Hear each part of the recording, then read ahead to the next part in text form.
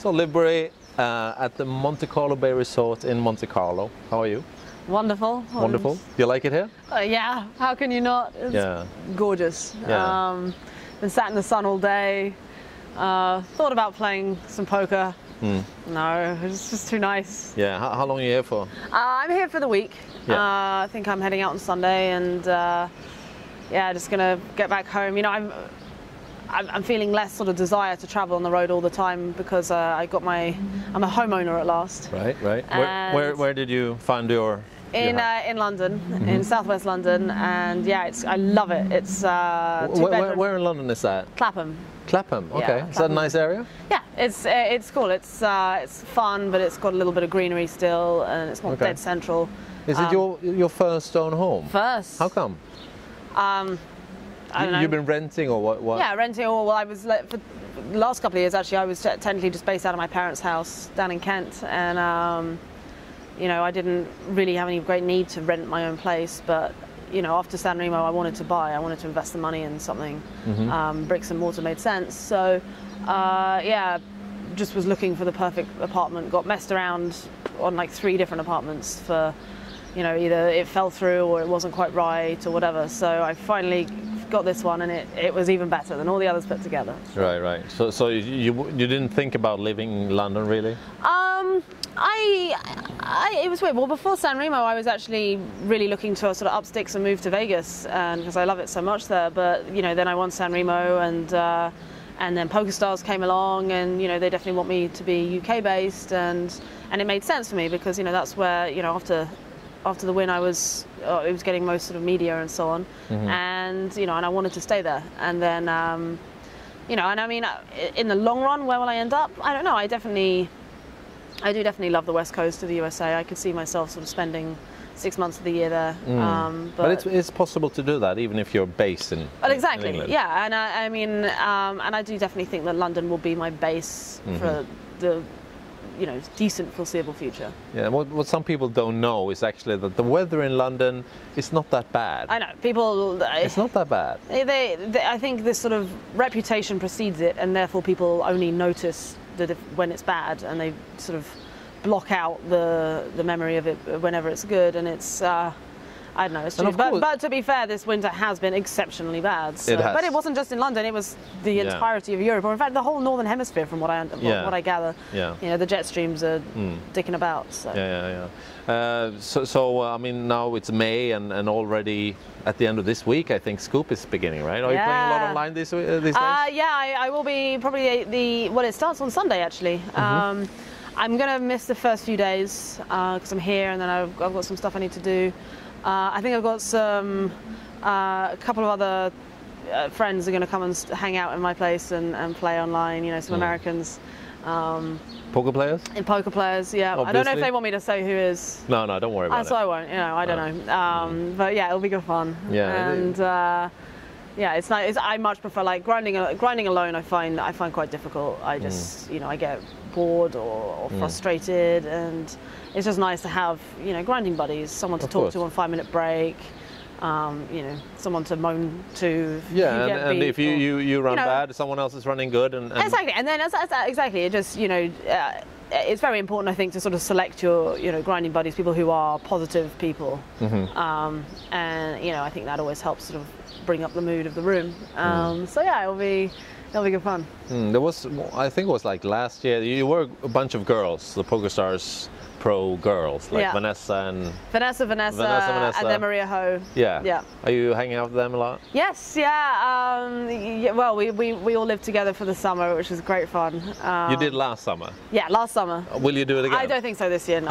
Any specific reason for that? I mean, you know, we've done it, enjoyed it, but I think, I don't know, this year I definitely want it to be like, I want just a little more quiet.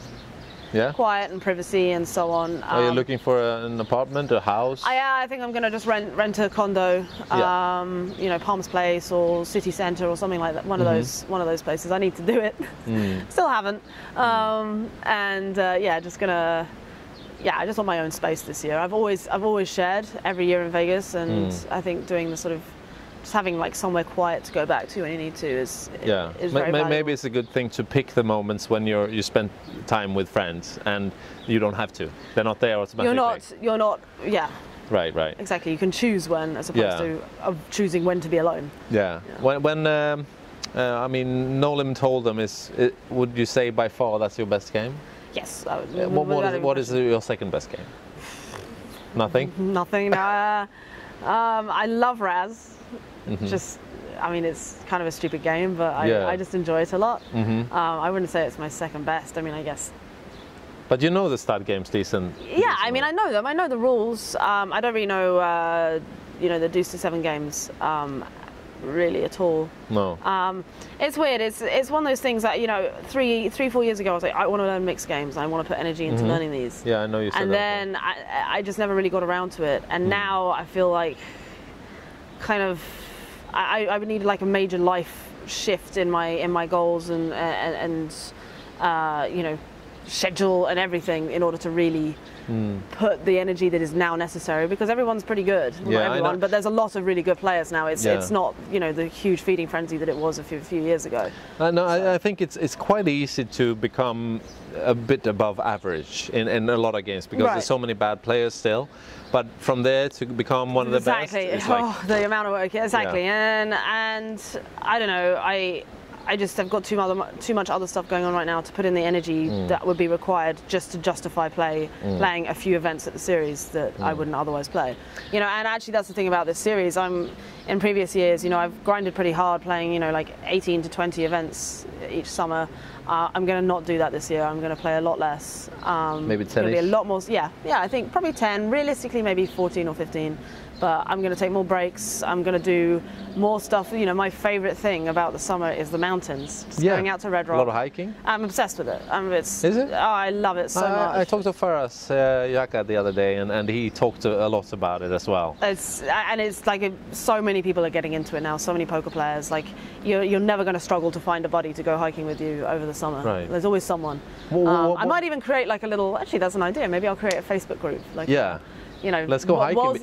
Let's go hiking. Yeah, because it's not like limited. You can be 2 or 200. Exactly. Really. And I mean, like we've had some really funny days where just like real eclectic mix of not necessarily a die-hard friendship group, so some random people have joined, and there's been like 20 of us out of Red Rock just climbing places we shouldn't, and people jumping things they should definitely not be jumping, and just really fun, and just a really like fun different day, and that's the sort of thing I love. I've also got a goal to climb Mount Whitney, which is the tallest peak in the contiguous United States. How tall is it, Just under 15,000 feet. Okay, that's tall. Yeah, it's big, and it's in the Sierra Nevada, which is like a 3-hour drive from Vegas. It's an insanely gorgeous drive as well to get there. So I've been doing some research. It's like a 2-day, you sort of overnight it, but it's a 2-day Do you bring hike. a tent and stuff to be able to? Well, Or do they have cabins or something? They don't have cabins. I think we might have to like hire an RV or something. I've got to figure that out. But that's definitely a goal, because I'm obsessed with just climbing peaks and like saying that I've done them and so on. And I've done most of the ones in the big ones in British Isles, but haven't really. I've done Mount Charleston. I did that last summer in Vegas. Loved it. And yeah, it's about time I do Mount Whitney. In fact, Mount Charleston is not that much smaller. It's 12,000 feet. Okay. So 3,000 feet less. And is it more difficult, or is it a tougher? It wasn't that hard. No, I mean the very like final summit is pretty intense, but in terms of like technicality or anything like that, no, it's pretty easy. And that's the other thing about Mount Whitney, is that you don't need really like any technical skills. You don't need ropes. The thing you've got to be careful of is thunderstorms. Aye. Because you're super exposed and they just come in really quick across the Sierra. So it's good to have a good app on your phone. Yeah, I love it. I love the danger. I'm obsessed with thunderstorms as well. So I like the sort of potential. Maybe that would be cool to have potential danger. Like, what a way to die. Yeah. If I'm gonna die, let it be like, let me go like that. Yeah, I'd be fine with it. Yeah, of course. It'd be awesome. You've been done some. Involved with some TV presenting and stuff as well, I've read about. Yeah, that's what I'm really working on right now. Just finding, it's hard to get a real foothold sometimes, but I'll get there. British TV? Yeah, mostly British TV, you know, but it doesn't have to be exclusively. But yeah, I want to sort of get into more factual. You know, there seems to be a bit of a demand for sort of poker player type knowledge about sort of perhaps social science situations, that sort of thing. People are always obsessed with like, oh, so how good are you at reading people? And I'm like, well, I guess I'm decent, you know.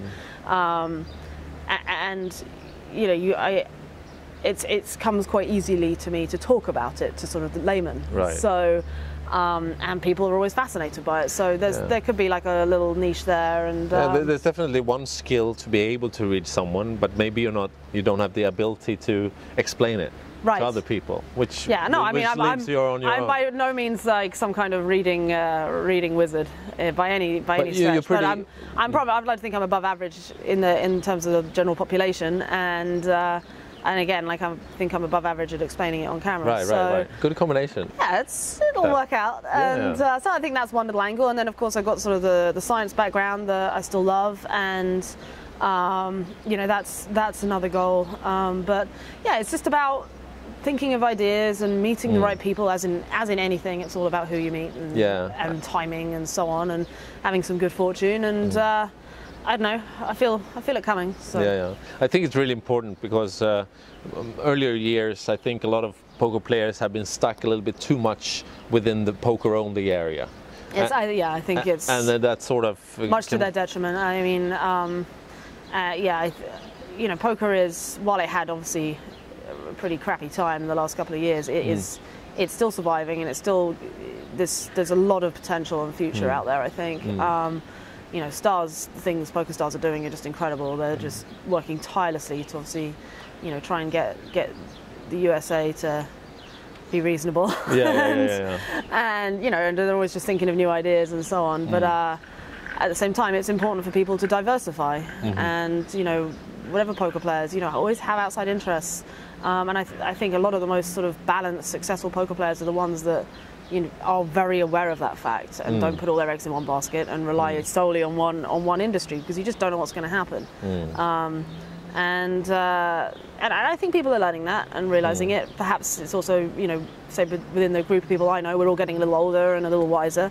You know, 4 or 5 years ago, we were in our very early 20s and a lot less experienced and knowledgeable than we are now. So.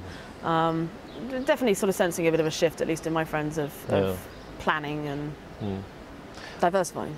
I mean, it's been quite a big difference over the last year, I would say, maybe 2 years, from the girls has became more and got some more recognition compared to earlier years, I think. Have you noticed that? Have you had a lot of girls come to you and ask you about? Yeah, it's actually really cool. I almost it always takes me by surprise when I get such, you know, just really genuine, positive, nice things said by, like, you know, a girl just got up to me, but like, she's like, I just want to say, you know, like I had a girl come up to me and be like, I just want to say, like, I'm one of your biggest fans. I respect you, or like what you've done and so on, and like it, you know, almost moved me to tears. It was just so nice to hear. Like she didn't have to do that. She didn't have to think it, or let alone say it to me. She didn't want anything for saying it. She didn't want anything. She didn't want anything. She didn't even, you know, she just said it, and I was like, wow, that is really nice to hear. Thank you. Yeah, I mean, girls, you know, we're seeing more and more. It's been a little bit of a dry spell, I think, for a few women, with the exception of Vanessa Salps. But you know, there's these new faces I keep seeing, and like girls are doing well in the GPI. It's great. You know, it's really cool. Because earlier, I know some girls I've been talking to, they don't like really that you're a good female player. For example, Jennifer Harman. She was so long the only girl, more or less, that was playing with the big boys, and everyone said, don't call her the best girl. She's a really good player. Right. But I mean, whatever. It's fine, isn't it? It's fine to say you are it. a girl. Yeah, exactly. Don't you know? It's. I can see arguments in both ways. I just don't think it matters that much. No. Don't be. Someone wants to categorize you, fine. Who cares? Like it doesn't matter. Just be the best you can be. Yeah. At the same time, I mean, a few years ago as well, girls might have had a bigger edge for being a girl. because it was easier to use that fact Right, towards yeah, players. people, And that's yeah, sort of, men were a little bit more affected by you know, femininity at the table, Yeah. or whatever. Whereas now they don't care. Like don't they're used care. to playing against women. They're a lot less. You know, there used to perhaps be some, you know, even sort of well, not chauvinism, but you know, is misogyny the right word? Well, mine's not working, but like flirty. yeah, and even try like a to little be bit of like macho. soft play and favoritism Yeah, and so yeah, on. But like yeah. that definitely, I never see that anymore. No, like, no. Guys are like, oh, you want to play, then we'll play, you know. Yeah, and, yeah. and I mean, that's cool in some way, and in some ways Yeah. it's a little annoying, you know. But you know, I'm just a that's- girl. Right, but I mean, we want to be treated equally, and that's Of course. and as such we should. So, Yeah, of course. And finally, the metal thing. How's it Metal. going? Are you playing guitar how's or it anything? going? Not really. In my apartment, I've got a studio room now. Really? Yeah, and it's almost all set up. I've got all my guitars propped up on the wall, thanks to my dad. Came up with his drill, and it looks gorgeous. But I've yet to really have the time to sit down, and the motivation. More importantly, it's easy to say the excuse about time. Well, I've been bloody lazy to actually sit down and just play and, you know, get good again. But did you have a goal for it? Like, would you like to join a band properly, or no. no? Not right now. Hobby, I more just don't have hobby. time. Yeah, more of a hobby, but you know, I do. The you know, my ego does love the thought of making like those cool videos that I made a couple of like guitar Yeah. videos, one of which was pretty good. Yeah. And you know, I do flirt with the idea of making getting good again, but Yeah. really good, and like making some more of those because. Pretty cool. Yeah, that was grandkids, pretty be like, cool. Look what your grandma used to be able to do. You didn't know that, you could Yeah, say, right? that was, Yeah. and I don't know. It's just again finding the sort of the time and the motivation, but it's not a priority. No. No. You know, you've got to think about what time efficiency and so on, and making a few guitar YouTube videos isn't going to necessarily get me where I want. So Excellent. Now we're going to meet in Vegas next time, I guess. We'll see if we can get some more talk there and see how Scoop went and so on. yeah. Yeah. Good luck to you. Thank you very much. I really you soon. appreciate it.